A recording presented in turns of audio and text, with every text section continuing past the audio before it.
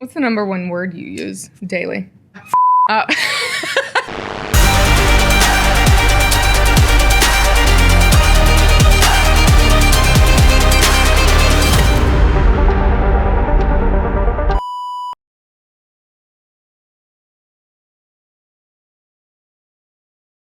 Welcome to this week's episode of Property Management Uncensored. I am Phil Kazmierzak along with Samantha McKinney. Today's episode is the ultimate property management love language. Do you remember? You didn't even tell me what this one was about, actually. Okay. So my first question was going to be, do you know what your love language is? Like, have you taken the test to find out what your love language is? Yeah, I have, and I don't think I have one, but... It would have come back with something. I think it was acts of service. Like, do the dishes for me. Cut the grass. I'm Simple. 100% sure that's correct for you. Yeah. 100%. Mine is quality time. Really? Mm-hmm. Because you tell everybody to get out of your face. That doesn't make any sense. It's only the people I want to be around. Okay. And it doesn't need to be near me. Did you have a second runner-up one? Yes. What was it? Acts of service. Okay. I think mine would probably be physical touch, which is weird. That's very weird. I would not have guessed that. With the right person. I would think receiving gifts would be higher for you. I don't like getting gifts. It's the From service. certain, yeah. Just come over and do all my honey-do chores and we'll be good. The bottom one for me is physical touch. Like, don't touch me. I think my bottom one is gifts. Really? Yeah, because I don't again. like anticipating them. I just feel awkward. And then also when somebody gets me a gift, then I have to get them a gift. And it's, reciprocal. Yeah, and that doesn't mean as much because I'm like, now I feel obligated to get this for you. Exactly. Well, in property management, the ultimate love language is communication. So that's what we're talking about today. So I did give you a heads up about that part. I just didn't talk about how we were going to tie it all together. So it's communication. Which is important. It starts at the very beginning of the process. And I was doing a lot of research on, talking points to make sure what I hit and then pulling all of our policies into that process as well. And the overarching theme is to make sure we're talking about people and not properties, or people and not units, because there's tenants in the properties, there's owners that own the properties. Mm-hmm. They're not just entities. Yes. So that's one of the things that I think you forget. Yeah, you do, because forget. We're so concentrated on the things that happen instead of the people. I think that's everything in life, though. So, yeah. I think that's fair. Yeah. Because we're concentrating on the fridge is broken, the roof is leaking. We're not considering necessarily the people that are affected by those things. Yeah. Or the owner that needs to make a significant contribution because the roof needs to be replaced, and that's $8,000. Yes. That's a huge expense. Yeah. But when it's my property, I think about myself. Absolutely. That's why I'm not a landlord. I'm like, yeah, that's a $6,000 expense I didn't anticipate. And we tell people, you should have 6 months reserve in mortgage payments, set aside for emergencies, or in case, there happens to be an eviction, which is so rare with us. We're very, very fortunate. But those things do happen. I know very few people in life who have 6 months of anything in reserve. I know. Like for their own life, much less their rental property. I know. So. It's tough. Mm-hmm. It's really tough. And it's much easier. Do as I say, not as I do. Well, yeah. And if people are like me, I'll hoard the money. And then I'm like, oh, yeah, I got the 6 months. And then I'll go and spend it all. Well, you just had to replace your HVAC. So it's leaking. I don't want to talk about it.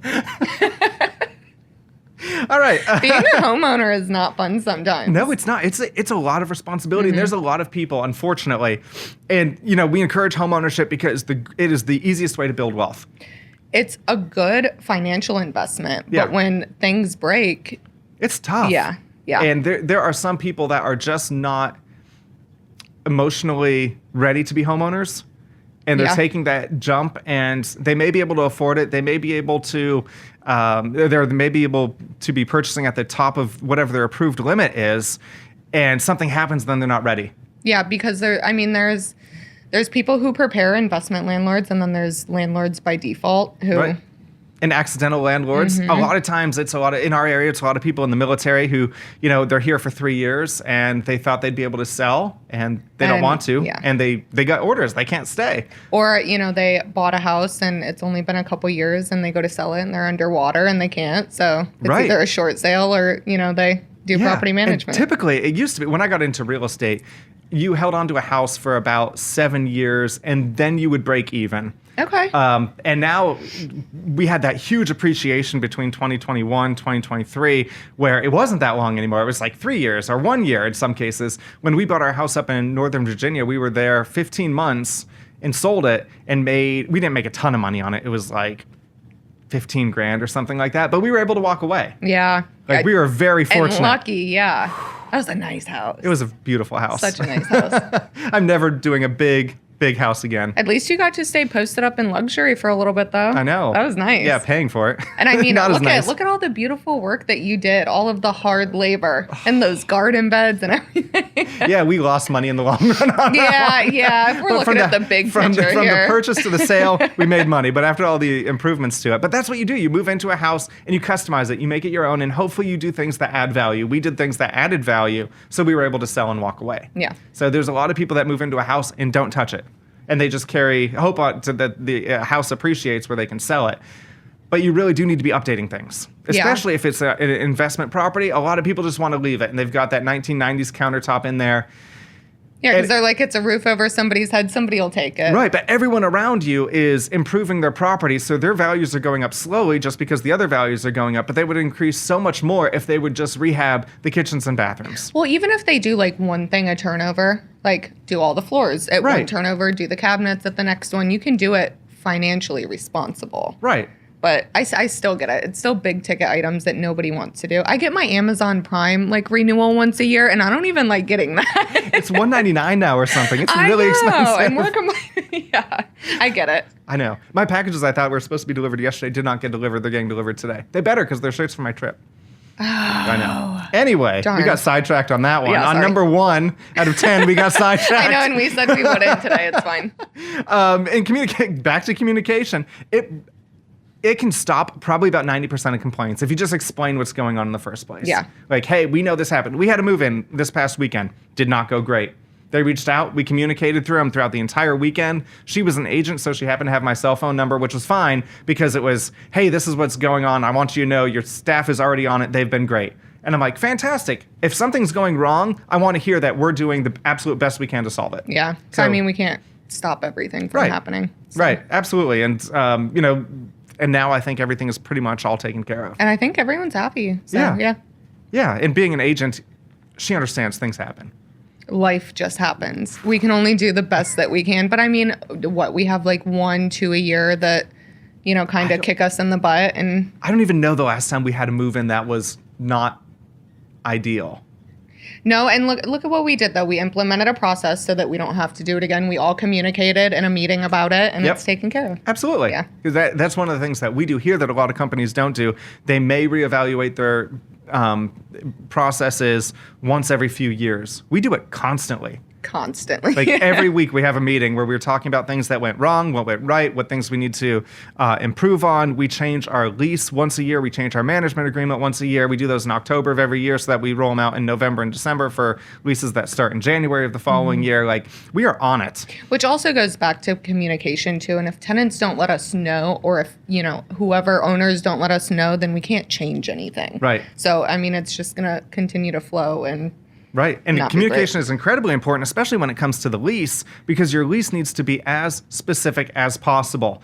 And I might get some hate from this, but I'm going to tell you, if you are renting a property here in Hampton Roads and you ask your property manager what lease they use, and if they are saying they are using the Rain lease, it's garbage. And that's on camera. The lease is garbage. I reviewed a Rain lease yesterday, and I was like, there are so many missing parts in here. It's not, it's terrible. Same with the management agreement. They are a starting point for you to build a lease. A template. It's a template. That's all it is. So if that's all they're using, as an owner, you are not protected. As a tenant, you are not protected. So you should reach out to a property management company that has a custom lease that uses that as a framework, which we did, and built on it. Because there's no teeth in the lease. Right. It's going to Google and pretty much typing in standard lease and then signing it. Yeah, location, rent, late fee, legal stuff. That's it. Yep. Who's that protecting?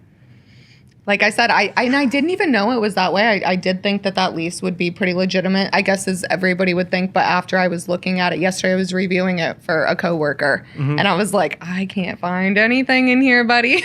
Yeah. And if it's not in there, it defaults to state law. If there's no state law that covers it, It's the wild, wild west, and that is where you do not want to be in property management. You want black and white, as clear as possible, tenant signature, property management signature, whatever. Like, that's why I also don't like self-showing lock boxes. I like to be there and meet the person and set a standard for them so they know what they're walking into. Absolutely. And I think that helps a lot too. And when they're when they email in, they know who they're getting a response from for the most part, someone on the staff. And on the owner side, they're getting videos from me. So even though I may not have met them, like they see me. And they're able to be like, okay, I can put a face with the name, and it makes everyone feel so much more comfortable. And I think everyone likes that. Yeah, because in a world of technology, we live in fraud. I know. I've had people say, they're like, are you fraud? Because the whole phone call thing. And I'm like, no, I'll communicate with you all day long. Absolutely. Just not on the phone. That's not on it's not effective or efficient to be fielding 150 calls a day, asking the same questions.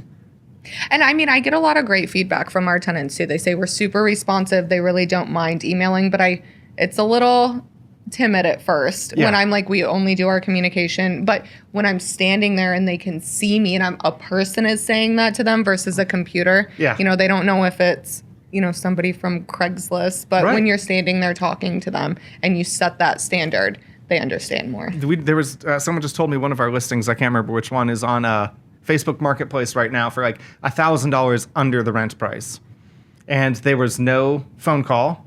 The fraudster wanted everything done in writing, email, and wire the funds to me. Yeah, and I get it. I get the whole communication, but like, look a little deeper into that stuff. Right. Yeah. And why is it $1,000 less than every other property that's on here for a great property? I've learned in life that if it sounds too good to be true, it always is. I know. Always. My first marriage.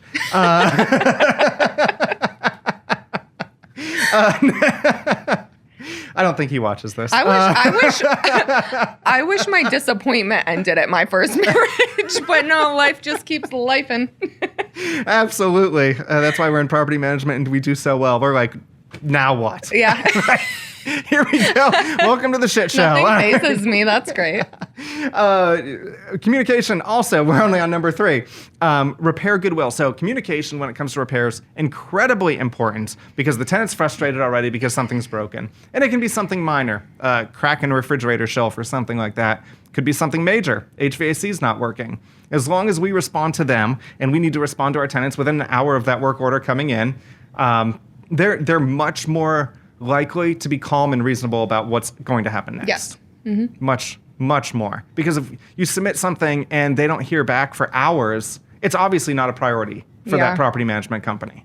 I mean, I get it. I feel that same way when somebody's like, hey, email into this. Most of the time I don't get a response, right? I get it, but you got to try. Yeah. Try. Absolutely.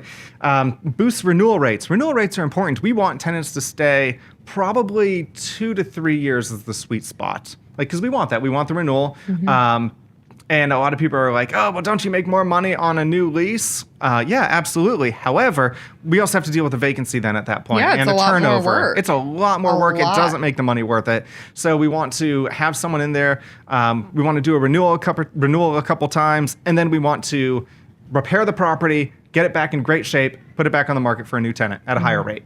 I think we have really nice tenant retention. We do. Employee retention too, actually. But yeah, tenant retention. And I think that's about the average that I see is they stay for a couple years. Maybe it's not it's 3, about 24 months. 23, 24 months is our average right now, which is fantastic. We'll take it. Especially being in a military community, there's always going to be that turnover anyway. Yeah. The people that typically stay longer are typically older, and they're in more condos or apartments or something like that. Yeah, and the last couple years, you've seen people staying longer because everybody's scared to move now. Right. No one knows what to do. Rates are going up and down now. Rates are dropping down again, so we're going to see a lot more movement on the market.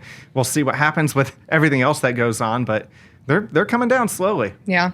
I think I saw something about the price of oil was down low as well, but it takes forever for gas to catch up. I was going to say, I haven't seen it out there. I don't know. I don't even look when I go to put fuel in my car. I don't either because I need the gas. Yeah. Like, I'm not going to stress myself out at the pump about it. Right. And mine's premium, so I'm like, shit. So I don't even bother looking. I'm like, it's like when I go to the grocery store, I'm like, I need it. Like, what does it matter? Your car, man. I know. Should have bought another house. I know. I could have at this point, probably. Communication also protects our reputation. because people are keyboard crusaders. They are happy to go on to Google and leave a 1-star review or something like that. And our reviews are pretty solid because we take care of our people. We get 5-star reviews from owners and tenants. And I mean, we get bad ones too, but guess what? We learn what we have to do differently. Yeah. It's another form of communication. Absolutely. Anytime something goes wrong, it's like, okay, we look at the process and we add another step in there if we need to make sure it doesn't happen again. Because I'm okay.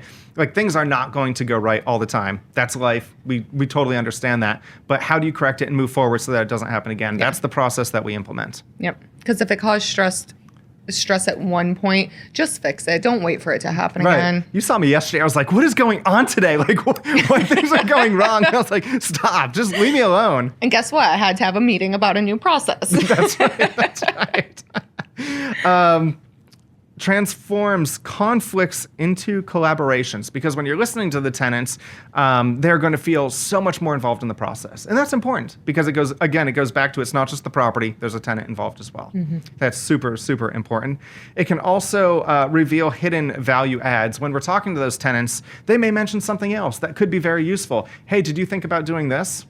We have a brand new employee here at the main brokerage, and I was just randomly talking to her about something, and she was like, oh, you know what? If because a lot of agents have LLCs or S Corps or something like that that they get paid through. I do the same thing for myself. And she was like, it'd be helpful if, on our main sheet, if we had the LLC or the corporation next to that agent so we knew who everything belonged to. What a great idea. Yeah. Add it to that sheet. It's done. Yeah. Took like 10 minutes for someone to do. So easy. Just by listening. Yeah. So easy. And the last one is it cuts operations drag. So it vastly speeds up the process. Yes, 100%. Also because we do a lot of our communication in writing. They can always go back and look at the emails.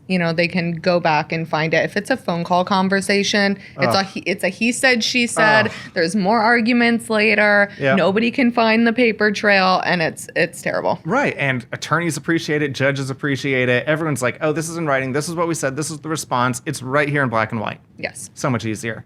I wish I could do my whole life like that. I know. Everything in writing. But no. I know. It'd be much more efficient. I know. And I would like it. Me too. All right, so that is it for our property management section. So I'm going to toss it over to Samantha for our rapid fire questions. You are up. Okay. Apparently these are good and she's very proud of them. So we're going to see. I'll get comfortable for this. I was told about this morning too. Almost knocked over the microphone. Yeah. Okay. If you were a fly on the wall, yeah, whose wall would you land on? Wow. That's right now? Yeah, Oval Office. Nosy boy. Oval Office, Donald Trump. 100%. I knew you were going to say that. I knew you were going to say that. I thought about like who's like a really attractive celebrity or something like that, but I'm going White House on this one. Because I want to know what's going on. Oh yeah. If you could go back to 1 year, which year would it be? 2018. Why? So I wouldn't have to get divorced. Why? I thought that was a great thing. I mean, if you could just bypass the whole process. Okay, you would just bypass the whole marriage. Okay, got it. Okay, well okay. Biggest regret in life that's not a person. I would not say I regretted that at all. It was 100% a learning experience, and it was a great time, for a while. It's not what a marriage is supposed to be, a learning. It was the first one. Everyone knows the first one's for love, the second one's for money. So who's got the money? That's what I'm looking for next. And then there's Samantha, who's not dumb enough to do it again. What was the question again? I forgot. Biggest regret in life that's not a person. Probably just not taking every available opportunity. That's what I would say too. Not taking more risks. Yes, I played life safe. Because in a disc assessment, I'm a C personality, so very consistent, planned. Me too. Yeah. All that. Same. I know. Same. We're the same person. You know what though? In the last couple years, I used to be a big planner, and now I just kind of go with the flow of life. Now I've realized, as much as I plan, someone's going to throw a wrench in it and screw everything up. Yeah, it's messy anyway, so I might as well go with the flow when it happens and not stress about it at the time. Yeah. What's the pettiest thing you've ever done? Ooh. Ooh. Oh my gosh. Just petty, like unnecessary. Probably you could have let it go. Oh, probably just go through someone's phone to prove them wrong. You hurt your own feelings, Absolutely. didn't you? Absolutely. Never do something where you know the result is going to hurt your own feelings. Yeah, exactly. That's one of those life lessons. Exactly. You know it's going to hurt. What's the number one word you use daily? Can we bleep this? Oh, yeah. I think mine would be foul. Like, I just like to call everyone foul. Yeah. I'm like, foul behavior. Yeah. There's going to need to be a big censored thing over that. But it's number one word, hands down. Yep. What is the most hurtful insult you've ever gotten? I'm so disappointed in you. Really? Absolutely. Yeah, that one. You can yell, you can scream. I don't care. Like, basic training doesn't bother me. Don't care. But if Chris Weaver walked in the room and was like, I am so disappointed in you, I would lose my shit. Like, I'd lose it. You would think about it all day. I think mine was somebody told me I had the memory of a goldfish. And that, like, really cut me deep. You don't know that? I mean, I know that I have ADHD, but, like, if it's really important, I feel like I'm going to remember it. Is that why you write everything down on your calendar and then leave it places? Yeah. Oh, yeah. Maybe we should talk about your laptop. That's really? A memory issue. Okay, yeah, we're going to go to the next question. Okay. It's always something. I need to stop traveling. I was like, I'm not even surprised. Yeah. That was my thought. What's the weirdest thing that you believed as a kid that you grew up to know wasn't true? That adults know what they're doing. Oh, that's a good one. I was going to say that it's illegal to drive with your, like, dome light on in the car. Or that I can do anything I set my mind to. Yeah, that's not true. A damn lie. Yeah, that's not true at all. I'd be rich. Super rich. Thanks for giving me false hope my whole life. Adults don't know. Hey, we're all faking it till we make it in life. Yeah. Yeah. And I remember being a kid and looking up to all of these adults and even teachers. And, I told Giorgio that once. I was like, it's so even now because I see everybody else as an adult, but teachers still don't feel real to me. I'm like, oh, they don't drink alcohol. Right. They don't, go they don't out. Party. They go straight home from school. Yeah. Yeah. And you think that as a kid about all adults, and it's just not true. Right. Not true at all. Yeah, we're all a shit show. What is one thing that you think everybody should be required to do before graduating high school? Take a basic course on personal finance. I would say therapy. Everybody should take a year of therapy. Don't you think that would help the world? If they're open. The thing about therapy is you have to be open to change. And there's a lot of people that just think that they are 100% correct all the time, no matter what. So if you're going to go to therapy, you have to be willing to admit that you were wrong about something. Finances is a good one, too, because the amount of applications that I review, and people just love to live above their means. I know. I don't know how they do it. Anytime you kick something over to me to take a second look at, I'm like, living above their means. Yeah. I'm like, the money is there. You know, everything else is there, but I'm like, look at your debt. Maxed out everything. Single like, thing. Every credit card is within, 2% of being maxed out. Yeah, and how can you keep track of, 10 different credit cards in the minimum? It's just too much. One is enough. Okay. If people were to say that you are known for one thing, what would it be? Consistency. Oh, yeah. That's a good one. That's so easy. That's such a good one. You can plan your clock by me. Yeah. Yeah, and you can always count on you. Yeah. Okay. Always. Well, that's all I have. Excellent. Thanks for tuning in this week's episode of Property Management Uncensored. Thank you so much, Samantha. That was fun. Always. We'll see you next time.